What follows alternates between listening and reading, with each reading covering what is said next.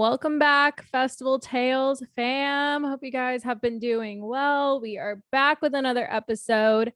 We took last week off a little hiatus because Babs went to Ultra for a day and was recovering from it a little bit, which I'm excited to hear about that. And he's going to share that in this episode. But first, thank you guys so much for the support on the podcast. Don't forget to rate, review, subscribe, all of those things. You can watch it on YouTube and you can watch our episodes on Spotify now.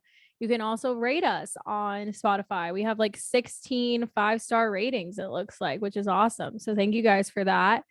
And what else is there? I just completely brain farted. We are also on TikTok now. So if you're a fan of TikTok, go give us a follow over there. Subscribe to our YouTube channel. And this episode is also brought to you by stagehoppers.com. If you want to go check out their website for other EDM related news, content, podcasts, videos, all the things. So I think that is everything. So Babs, I had no idea you were even going to Ultra. I found out from someone posting the corporate raver. She posted on her story and tagged you. And I was like, I didn't even know that you were going. And then that's how I found out. Bad. She tagged me. I don't think I even saw that. Yeah, she posted her story. She's like, thanks, Babs, for saying hi. And it was a selfie of you two from the med tent. In the med tent. Oh yeah, she was in the med tent. I am walking and I just look over at the med tent because it's like it's in a weird area where you right in view of the stage and you're like people are walking by it. Yeah. And they had a couple around, but that was one of them. And I'm see this girl sitting there going ham during the set, but she's sitting in the chair with her leg up. And I'm like, I was in my head, I was like, that's so funny. That'd be just truthfully, I don't want to, I don't know. But in my head, I was like, oh, that's funny. Cause we have friends that have done that and they're like, they do too much and then they get hurt and then they're in the red tent just oh yeah. And I'm like, oh, that's so funny. I've seen that before. But then it was her and I was like, oh shoot. And she was like, yeah, I just twisted my ankle unfortunately yesterday and I've just been taking it easy every day, just chilling. But she's super sweet, super awesome. So I talked to her for 5 minutes and saw her. But yeah. So I saw her story and I was like, I didn't even know this fool was going to Ultra. What is going on? So break it down for us. It was as last minute could be. One of my buddies, shout out to my buddy Ryan. I don't know how. First off, let's start there. I have no idea how he pulled this off because I think it's just funny that he somehow convinced 3 of his friends to not go Saturday, give us their Saturday tickets, and only go Friday and Sunday. So however he negotiated that deal, I don't know, but props to him because we only went Saturday and that was it. So anyways, he hit me up during the week and was like, he wanted to go to Beyond Wonderland. And I was like, I'm just not traveling right now. I'm not doing anything. I'm going to go visit my girlfriend. I'm going to go to Florida, relax, have a nice time. And then he is in Florida and he's like, hey, do you want to go to Ultra? And I'm like, only if, I'm only going if me and the lady can go. And he's like, okay, yeah, that's fine. I'll find us 3 tickets. So he finds 3 tickets. Then 2 days before, my girlfriend goes, oh my gosh, I look at my schedule. She looks at her schedule. And she's like, I double booked myself. I can't, I have a client I have to go take care of. And I'm like, I threw a fit telling him I'm not going. And now I have to go no matter what, because we already bought the tickets. So funny enough, my girlfriend's best friend's boyfriend ended up coming. I know him now, so I guess I could say he's my friend, but that's the connection. And all of us guys went, and all of our girlfriends know each other, and they all stayed home. Not one of them went to that was a guy's trip to its core. Boys' day. But it was super last minute. It was a whole fiasco getting there too. So the one friend, his car, we were like, oh, we'll take your car because I don't live there anymore, so I don't have a car. My other friend doesn't have a car, and he's like, oh yeah, we can't. I have to get a bunch of repairs done. So now us 3 are in Orlando, which is 3 hours from Miami. We're like, how do we get to Miami? We have tickets for tomorrow. And Friday night we rent a car. We find a car. We rent it that morning, pick it up at 7 a.m. at the airport. Oh my gosh. And we just drive on down to Miami.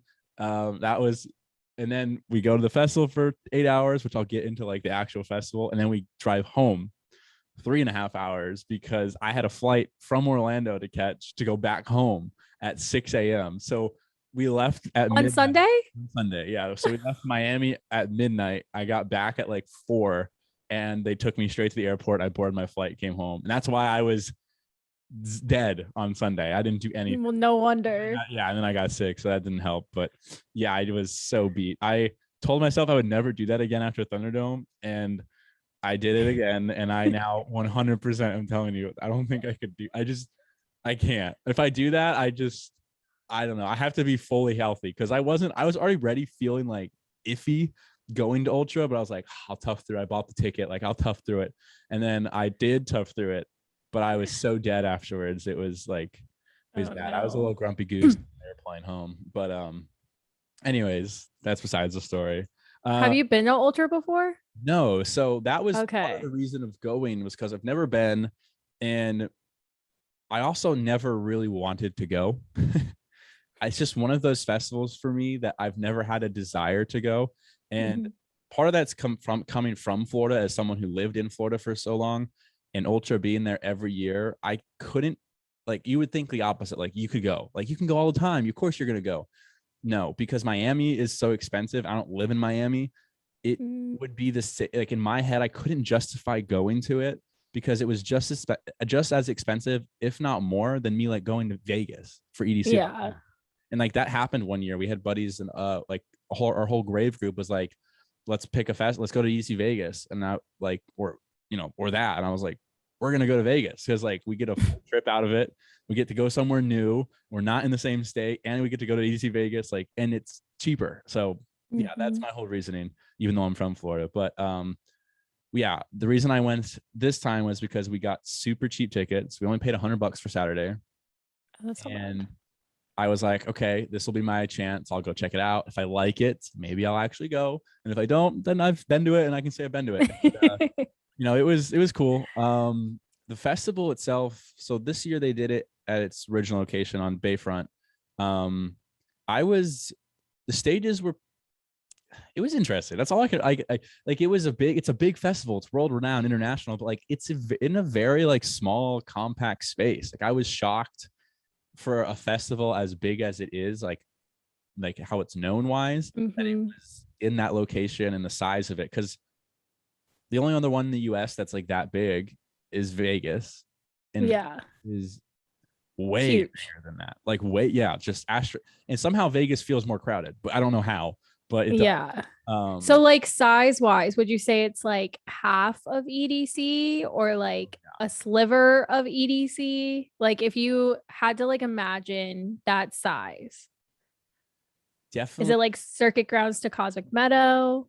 I want to say, yeah, that's not a bad representation. Yeah, because I feel like half is kind of giving it a little too like it's a little too. So like a third. Yeah, because I mean, almost every stage we went to was packed. All of them were. Like, it wasn't like the one that we were at, actually, oh my gosh, I forgot the name of it. One where the Good Vibrations takeover was surprisingly not as crowded, but the main stage was always packed. Worldwide stage was always packed. The mega structure always packed. Like, those ones where the big crowds were, like, it was big. And it's surprising to me that they had so many stages there. So they have like those 3 main ones, and they have like a smaller house one. Then they have the one we were at, which again, I can't remember the name of it, but I know the Good Vibrations takeover was there. I don't remember that name either. In my life right now. But and then they had the live stage. So they had 6 stages there, which like is crazy to think about. But it was packed. Did you go in the mega structure at all? I did. It was certainly mega. That was, shout out to my TikTok. That's where that comes from. I had like a video of me on my vlog, and I'm like, we're going to the mega structure. And I'm like, as I'm walking in, I'm like, it's really mega. Like, it was actually, I've never been to it. It was like really seen it, because it's not something I would watch from home.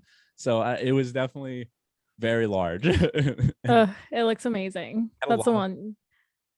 That's the one place. That's the one reason why I would go to Ultra, is just to see the mega structure and see Carl Cox. But it had some crazy production, so I will say that for sure, no doubt.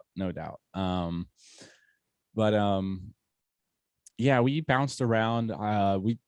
We went because our buddy was a big Millennium fan. That's where he was wanting. That's why Saturday. So that's why I wore the hat specifically for this podcast. But that's kind of why we were there. So the other day was like, we'll just kind of go wherever.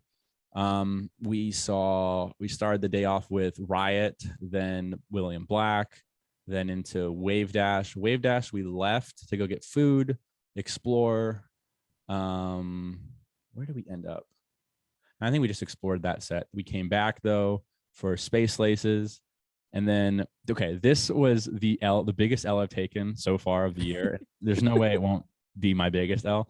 I have been trying to see a Good Vibrations, which is Nightmare back-to-back Slender set. Yeah. Since the first time I found out they do that. So it's been 4 years. I have yet to see a full set of this. And this is also the funny thing is I've seen half a set twice, but both times I've never seen a full set. I've yet to see So at Lost Lands 2018, they were playing up against Excision. And I wasn't a big Excision fan at the time. So me and my girlfriend were like, let's go check it out. Like, we both like them. Let's go. We did that for a little bit, but then we were like, oh, we missed our groups. Went back and went to hang out at Excision. The next year at Buku, they're playing a good set. They're going hard as shit the first year. And obviously I'm not complaining about this, but my friend has a seizure and we have to take him to the medical center. So missed the set, which I mean, not again, granted, I'm glad he's better, but like I still have a full set to this day. Space Laces has 10 minutes left and he's like, gets on the mic and he's like, who wants to see a back-to-back with me and yada? I have no idea who he said to this day. The other guy comes up on stage, people go, whoa, and then they start playing. We look at each other because after Space Laces is supposed to be a surprise back-to-back. So we look at each other and me and my friends and we're like, I guess that's the back-to-back. I guess Space Laces is playing somebody. So we left. And my buddy's like, there's no one we even wanted to see at this time. So my buddy's like, let's go check out, we know who Weathen is. Let's go check out Weathen. Never seen him play live. So we go to Weathen. And then the next morning I wake up and Nikki Bicky from Twitter posts, oh my God, Good Vibrations set was out of this world. And she's on rail and Slander and Nightmare come up and they're like, Miami, are you ready? And I'm like, you're joking. I sent it immediately to them, my guy friends. And I was like, you have got to be shitting me. We went to Weathen and we missed a Good Vibration set. So yeah, big L. That is like the biggest L ever, honestly. I was so mad. I was like, I have been trying to see them for 4 years. I still have yet to see them. I mean, Babs, how could you not know? And that's what's even funnier is on the way to Miami, my buddy goes, I hope it's a Nightmare back-to-back Peekaboo set. Like, I would love to see them go back-to-back because I missed it or sometime. And I was like, no, dude, it's definitely Nightmare back-to-back Slander. Yeah. Like, yeah, you're probably right. So, like, but when Space Lady came on the mic and said, like, it just was confusing. Yes. I remember looking around, like, there was other people, like, looking around, like, oh, okay. And, like, we were like, I guess this is the back-to-back. Like, he's just starting early. So we just, like, I don't know, because I was tired or whatnot. Like, I don't know. But we just left. And then I found that out and I was like, you gotta be kidding me. Although I will say Weathen was a very good set, but just it would not have compared to that. So that was unfortunate. And then we walked around. I tried Island Noodles for the first time. Finally. Super good. Yeah, I can see now. They're the best. Yeah, I just didn't want to wait in line at Lost Lands because they're like, I feel that. So it's like the line is just, they even have like, they give them like a full like 4, like, usually they put them like half a booth. They had like a booth at Lost Lands and their line was ridiculous. And I was like, I don't want to wait in that. So but Forest, they have it in the campgrounds and inside. So I usually get it at the campgrounds Wednesday night as my dinner. It's always good. I could eat it every day, I will say. Yeah, it's so good. It was very good. And then we saw a little bit of Diplo. We then ran to BTSM, saw them. Great set. Definitely, I might be seeing them in the next week actually to check out the new tour. But I got to see the new tour basically, and they had great all new great visuals, all the new songs being played, and they're, in my opinion, one of the better live performers, visually wise. And the visuals are not like, it's really weird because their visuals are not like as in sync as Excision's, right? Because that's obviously everyone can, but like their visuals are very like crisp. I don't know how, like the graphics are very like detailed. I would agree with that. Like, yeah, it was really good. And they also threw in some bass house and whatnot, which I don't mind. I saw a video of you vibing to Bass House. Oh yeah. BB put it in the vlog. Oh my gosh, I have to watch hers. I haven't watched it yet. That's funny. Yeah. Yeah, they were throwing it down, and then they went to some bass house and then threw it back down again. It was good. I can't complain with their bass house. It's good. BTSM finished. We went and saw a little bit of Leatrix, who I was not familiar with. Both my friends knew. I kind of want to confirm, but I know he's an up and coming artist. I think he is from Australia. How do you spell it? Leo, Leo, Leatrix. Yeah, there it is. I got it. Let me double check. Oh, I found him. What genre is? No, where is he? I know he does. Oh, it's like rhythm. Yeah, he definitely was rhythm. I was trying to find where he's from. Oh, he's Australian. Okay, I was right. Okay, cool. I know he has a lot of like samples and stuff, and I think he teaches like a big class. That's how like one of my buddies knew him. So they were like super pumped to see him, and I guess they think, like I said, I think some one of them, he has a bunch of samples and stuff out that like people use and whatnot. But I've never heard of him. But he was really good rhythm wise. He's very energetic on stage, which I like. I love when DJs are like that. So he's like up there. Like when we walked over to the stage, he was like on the stage, like just like going crazy. And then we finished with Millennium. Millennium was good, very good. I was trying to, it was a different set. I think he kind of played a little more ultra curated set, but I was very surprised that he did throw it down a lot. He had a lot of heavier drops there at the beginning that I didn't think he would have really many at all, but more than I expected. He had a Grizztronics remix that was a remix or a mashup, but it was really good. I have a video. It was Crawl Out of Love dropped into like a Grizztronics drum and bass kind of thing, right? Yeah, but then the second, so yes, and then yeah, the second drop, the second one. Well, hold on. The second drop of Grizztronics, I would have swore he played it into something else, but yeah, I think I remember that. Like I watched it from home. It was really good. It was a good set. Yeah, he's definitely, and it was cool to see like all his jerseys there were a ton of, like, it was surprising how many jerseys there were. That's awesome. I can see if I can find it now. Hold on.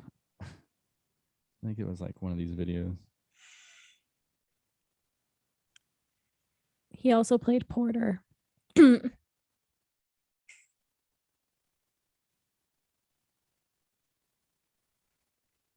haven't posted any of these yet. I need to post these. They're really good. Nope. I only have like 8 videos, so I know I can find it pretty quick. Otherwise, I wouldn't put you guys through this.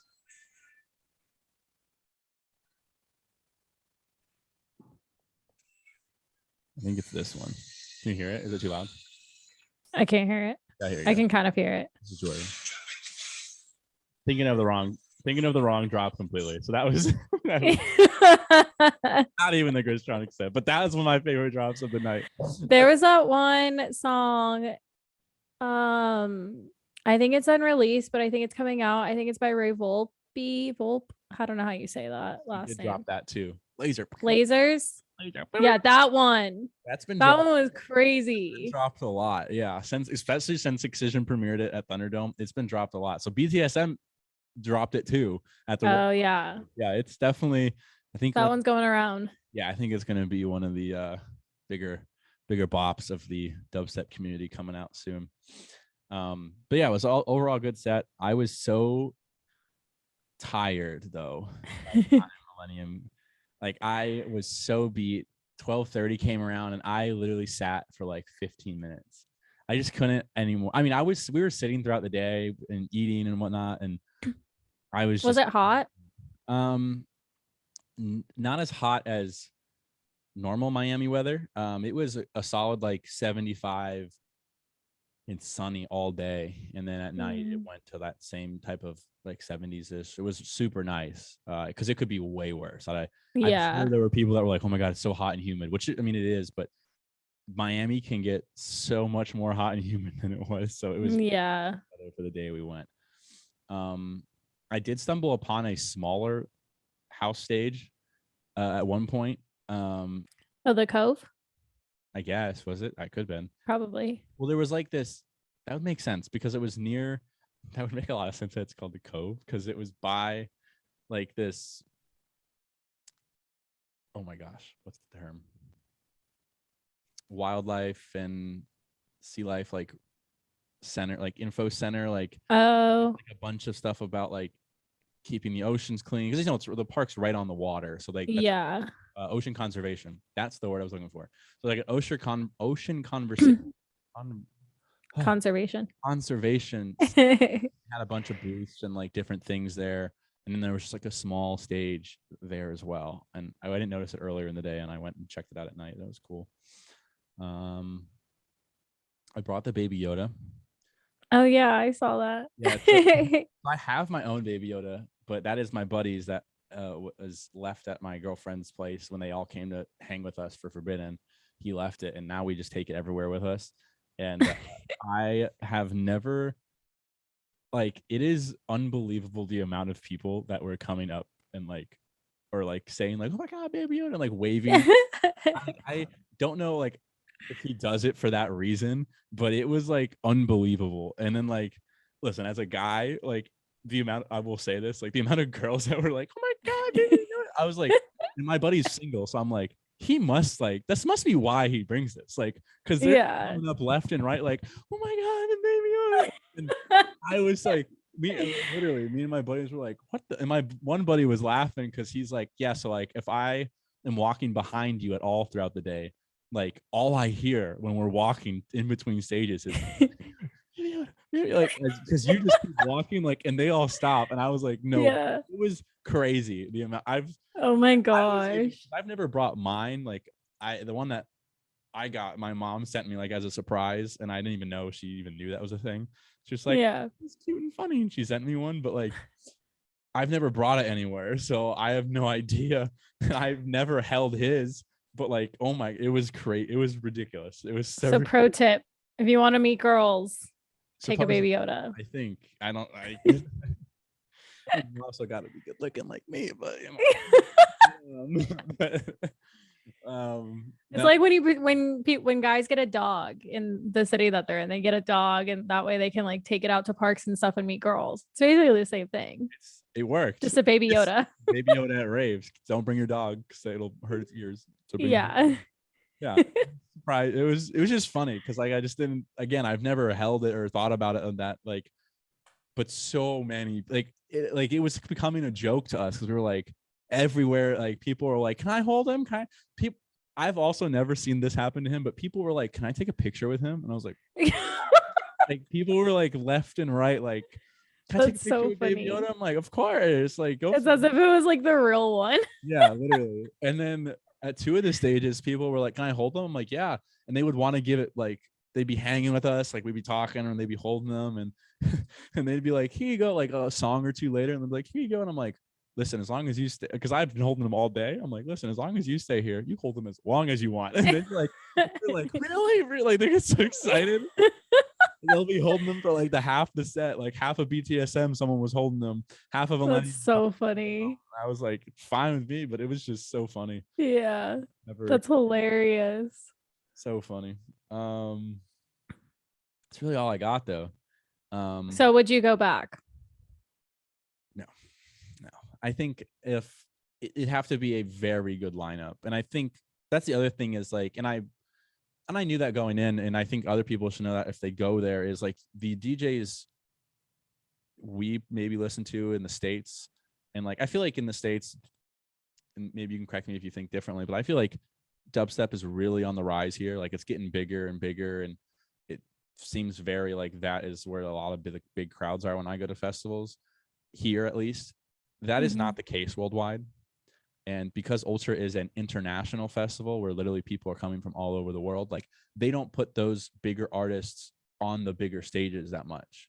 Yeah. But that's something I think people need to keep in mind, is like, that is like all the dubstep DJs and stuff that we saw were all in the small Good Vibrations takeover stage. And I don't know if that's the case every day, because I know they do different, like they have a hardstyle day stage and stuff like that. They do everything, but like I think you just need to know, like, predominantly it's going to be house and different genres of house, and I have nothing, there's nothing wrong with that, but I think people should be aware of that when they go, that 7 Lions played on one of the bigger stages, but like even he's not playing on main stage, you know. And yeah, just stuff like that. Like I think it was a shock for a lot of people to see Illenium closing out on main stage. That's also it's a big deal. It's a big deal, and it's a very big attest to his international presence now, which I think is justifiable given how many jerseys and stuff were there. But yeah, like all main stage stuff was like different house genres, and the Diplo. I don't know what would. I'm not super familiar with all the classifications, but like Diplo and Tiesto, I know they're like a type of house, but what type of, like, I always consider them bouncy, fun, like club music. Like, yeah. So Tiesto's like more progressive big room house, but he's also kind of changed to more like, see, that's what's hard sometimes with classifying house music too, because you have just like what I would just call house. Like Tiesto just has like house music, but he was more so known, like he even did trance back in the day too. But he was more so big room, progressive type house. Diplo, I mean, they do call some of his stuff tech house, but like it's not really tech house. Like a lot of the stuff that people are like, oh my God, I love tech house. It's not really true, like tech house in a way, but because there's like a distinguished difference between some tech houses too. Like you have more like minimal tech house, which is like Michael Beebe, that type of stuff. But then there's also this like bassier version of tech house that's been more popular. Like some people confuse like John Summit thinking he's bass house, but he's not really bass house. It's like a bassier tech house. But then there's like other DJs like that too. So it's very like hard to distinguish them. But Tiesto, I would say he's more of like the 3-2-1 jump kind of house music. Like that's big room basically. and I think that's predominantly probably the most predominant in my opinion. Like, because in general, like I feel like most people, you can pull someone off the street and they'd be like, I know who Tiesto is. Like, yeah, exactly. And that's what like that's what I see Ultra known for most of the time. Like you have your Afrojack, Hardwell, Tiesto, Martin Garrix, like all of those, like Alesso. Those are people I would want to see at Ultra, because that's just like what that caters to. And that's very like, I don't know, I would watch the Ultra live stream and I would watch those sets back in like 2014, 2015, like wanting to go, you know what I mean? But yeah, I even noticed that they put like Fisher on the big main stage, which like not necessarily surprising to me because he's so big, but that's like a pretty big deal to see that on the main stage, as well as like, who was it? Oh, Vintage Culture, back-to-back Claptone. Like those are two big names in house music. So for them to be on the main stage, I also thought was like pretty cool. But those are like different types of house too. Yeah, I would agree. I just definitely the progressive big room house is where it was mainly at, I think, all 3 days. And just so people are aware of that, because I don't know what people do and don't know, but it's definitely that vibe. Yeah. Wrong with that. Like we had fun at those stages too, with everybody jumping up and down and stuff. Yeah, I would be similar. Like I know BB talked about this. She was like, she would go to the main stage for more of that nostalgic type of feeling with like Martin Garrix and Kygo, but then she would go to like the other stages for like music she more so likes. And I feel like that's how it would be for me if I went. I would be at probably Resistance, Megastructure, and like the Cove probably for most of the time. But then I would go to like main stage for like some of those acts that give me that feeling nostalgically, or that I followed for a long time. Like I would have been a Lenium too, because that's crazy to see him there on the main stage. And then also the live acts at the live stage, I probably would have checked out too, from what I saw. Yeah, some of the live acts where we did sit for, oh, I completely forgot about that. Yeah, we sat on like the live stage and just sat in the lawn for like Medeon, and it was beautiful, like great vibes. Madeon. Oh yeah, didn't I say that last time? Yeah, you did that last time. Yeah. That set looked really good. He always puts on a good set. I still have not seen that live set specifically because not ultra Lollapalooza we were supposed to, and then my ex convinced me not to. He was like, no, let's just go home early. And I was like, that was my big L, letting someone talk me out of not seeing Maddie on. Go home early was a red flag. Yeah, right. It was like 30 minutes early. Well, wait, so I'm curious, where did you park your car? We were coming into the city, and my buddy was like, oh, the festival's like 3 blocks. Like right when we got off the exit ramp, we were like 3 blocks from the festival. And I think we drove literally 1 block in, and we just parked at a random building in blocks. So it was really cheap, like really cheap. I was surprised. And then we actually got lucky and didn't hit anything coming out either. We did move back when Millennium was closed, like when 10 minutes left, we just moved toward the back. But when he finished, we didn't really have any issues. We also weren't like super, again, that's probably why we were, the way the festival is set up is like all the stages are kind of along I should say the back portion of the stages are like, I need to rephrase this. The back of the crowd is like along the street. So if you're kind of in the back, like you're near the street, and then the festival grounds go into the street. They have everything blocked off on that boulevard. So like the festival grounds go out maybe like an extra 30 feet, and they have huge fences. And then on that side, they have that street closed off too. So there's no cars coming at all. Got it. Yeah. So if you're in the back, you're very close to the street, and then you have to just walk along the fence to get to the exit and entrance area.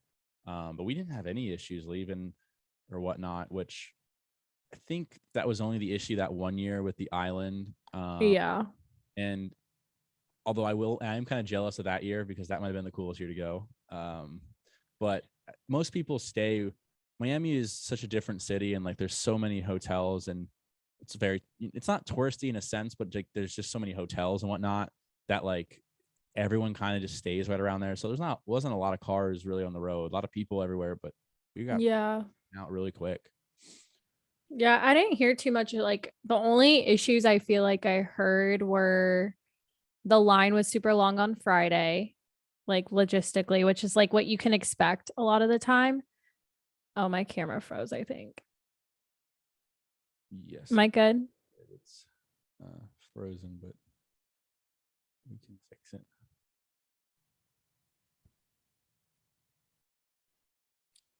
Okay, we're back. My camera's working again. So yeah, the only thing I heard was day one logistically was that, but then I also heard the same feedback of like, you know, it's just too small of a space to be having that big of a festival for. Obviously with the corporate raver. Did I freeze again? Did one more. We're having some technical difficulties, so if you're watching the podcast, our cameras may freeze, but the audio is still working, so we're going to continue to talk. But we were just talking about issues with the festival, as just a quick reminder to us. So lines, and Space. Yes. I agree with the space. It was very, very small. For what this again, the size of the festival that I thought so. But other than that, great fest.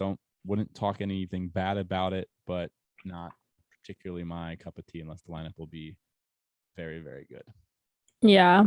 I feel like the general consensus is it's like one of those bucket list things that if you want to go for a day or if you want to try it out for the weekend, like could be fun to check off. But yeah, if you think you would have fun.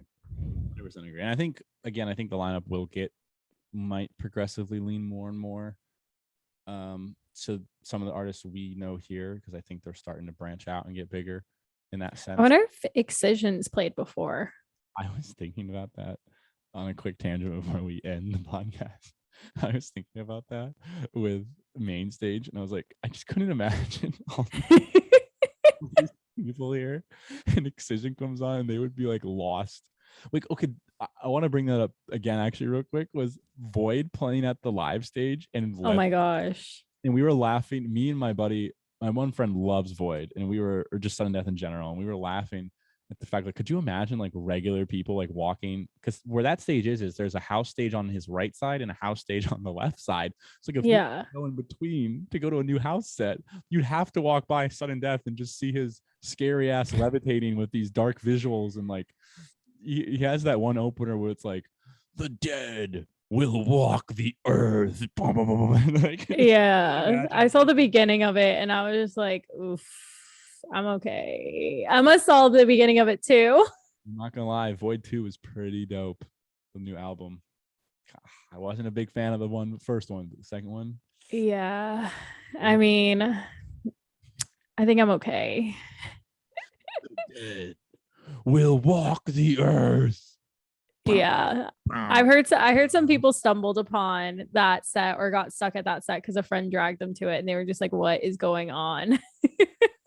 Such an aggressive dubstep. It's unbelievable. Yeah.